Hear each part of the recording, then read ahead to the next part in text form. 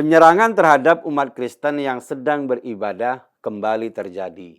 Kali ini peristiwa memilukan itu terjadi pada Minggu 27 Juli 2025 di Kelurahan Padang Sarai, Kota Padang, Sumatera Barat. Sebuah rumah doa milik Jemaat Gereja Kristen Setia Indonesia, Anugerah Padang, dirusak oleh sekelompok orang. Peristiwa memalukan itu memperlihatkan wajah buram intoleransi di negeri yang katanya menjunjung tinggi keberagaman ini, yang katanya Pancasilais. Tidak hanya merusak bangunan, mereka juga membawa kekerasan yang meninggalkan luka, baik fisik maupun psikis, khususnya kepada anak-anak yang tengah mengikuti kegiatan belajar agama. 2 anak menjadi korban pemukulan dalam insiden tersebut, masing-masing berusia 9 dan 11 tahun. Tindakan biadab itu mestinya tidak dilakukan oleh manusia yang memiliki akal pikiran. Tapi karena kebencian tak berdasar pada umat non-muslim, aksi tersebut terjadi dan terus terulang di tempat yang berbeda. 1 anak mengalami luka di kaki dan tidak dapat berjalan, sementara yang lainnya mengalami memar pada bahu. Tangisan histeris anak-anak yang ketakutan dalam video yang beredar luas di media sosial menjadi gambaran memilukan dari kebiadaban yang terjadi di negeri ini. Aksi intoleransi di Indonesia terus meningkat dan semakin mengkhawatirkan. BNPT mencatat lebih dari 2.000 akun media sosial menyebarkan lebih dari 10.000 konten intoleran sepanjang Januari hingga Oktober 2024 dengan narasi anti Pancasila, anti NKRI, dan kebencian berbasis agama. Perempuan, anak-anak, dan remaja jadi target utama penyebaran paham radikal ini. Data juga menunjukkan bahwa 22,4% remaja SMA juga sudah menunjukkan sikap intoleran pasif. 5% aktif dan 0,6% berpotensi terpapar radikalisme. Di lapangan, penolakan terhadap rumah ibadah dan pembubaran aktivitas keagamaan terus terjadi. Didorong oleh pemahaman sesat terhadap istilah keagamaan seperti kafir yang dijadikan justifikasi kekerasan terhadap penganut agama lain. Lebih parah lagi, negara seringkali bukan pelindung tapi justru sebagai pelaku intoleransi. Laporan Setara Institut mencatat 329 pelanggaran kebebasan beragama sepanjang 2024, naik drastis dari 217 kasus pada 2023 dan hampir 40% melibatkan aktor negara seperti Pemda, kepolisian, TNI, Satpol PP hingga institusi pendidikan. Sedih sekali nasib minoritas di negeri ini. Untuk mendapatkan hak asasi saja seringkali sulit menerimanya. Contohnya, umat Kristen untuk mendirikan rumah ibadah harus menempuh jalan berkelok yang panjang. Ketika semua proses dilakukan, izin diterima masih saja ada yang mempersulitnya. Kemudian yang juga miris, umat Kristen itu seringkali direcoki saat sedang beribadah. Kelompok mayoritas menganggap beribadah harus ada izinnya. Sejak kapan beribadah memerlukan izin? Membangun rumah ibadah memang memerlukan izin, tapi untuk beribadah tak perlu izin. Umat Kristen tidak butuh izin untuk berdoa, sama halnya dengan umat beragama lainnya. Penyerangan terhadap rumah ibadah adalah pelanggaran berat terhadap Konstitusi Indonesia. Pasal 29 Undang-Undang Dasar 1945 dengan tegas menyatakan bahwa negara menjamin kebebasan setiap warga negara untuk memeluk agama dan beribadah sesuai keyakinannya. Penangkapan 9 orang pelaku oleh aparat kepolisian patut diapresiasi, tetapi itu tidak cukup. Proses hukum harus berjalan secara adil dan transparan.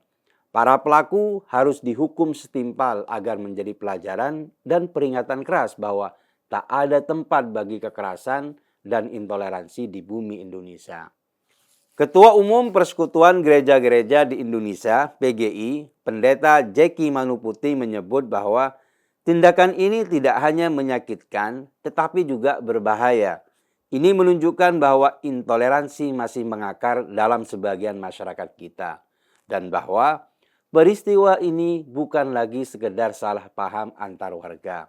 Ini adalah gejala dari racun sosial yang sudah dibiarkan terlalu lama.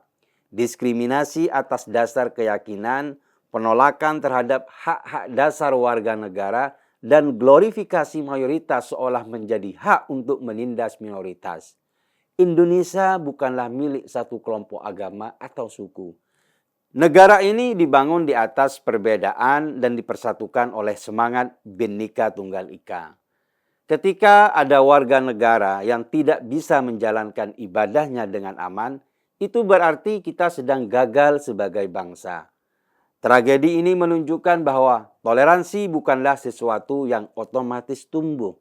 Ia harus diajarkan, dipraktekkan, dan ditegakkan. Pendidikan multikultural harus diperkuat sejak dini. Anak-anak harus dibesarkan dengan pemahaman bahwa perbedaan adalah kekayaan, bukan ancaman. Sekolah, rumah, tempat ibadah, media sosial, dan ruang-ruang publik harus menjadi ladang bagi tumbuhnya empati dan saling pengertian. Di sisi lain, aparat hukum dan pemerintah daerah tidak boleh ragu untuk menindak tegas siapapun yang mencoba menebar kebencian dan kekerasan atas dasar agama atau keyakinan. Tindakan tegas terhadap pelaku penyerangan rumah doa di Padang harus menjadi sinyal keras bahwa negara tidak akan mentolerir kekerasan berbasis agama dalam bentuk apapun. Tidak kalah penting adalah peran tokoh agama dan masyarakat. Mereka memiliki tanggung jawab moral dan sosial untuk menyuarakan perdamaian dan persaudaraan, bukan memperuncing perbedaan. Sudah terlalu banyak korban berjatuhan akibat fanatisme buta yang menolak realitas Indonesia sebagai bangsa yang majemuk.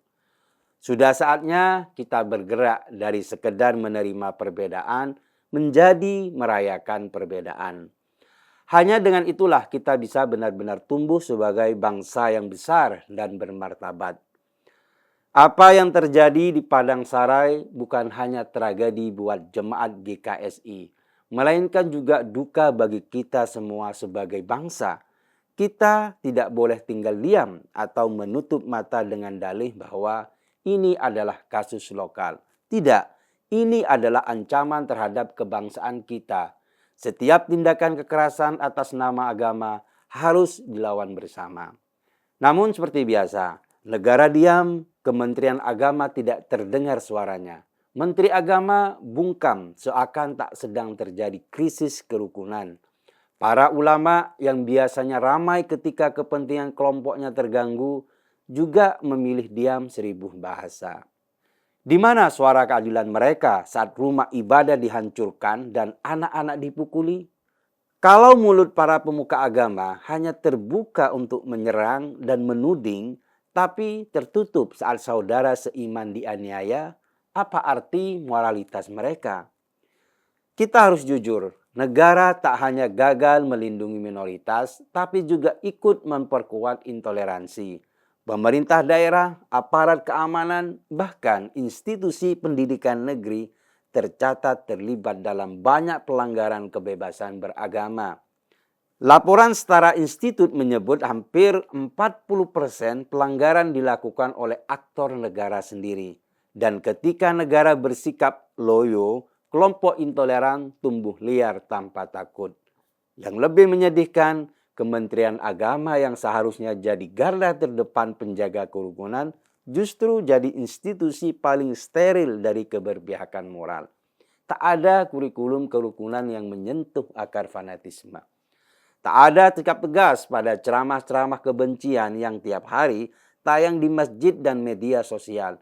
Tak ada upaya mendidik masyarakat tolol yang masih percaya bahwa beda agama masih berarti musuh negara.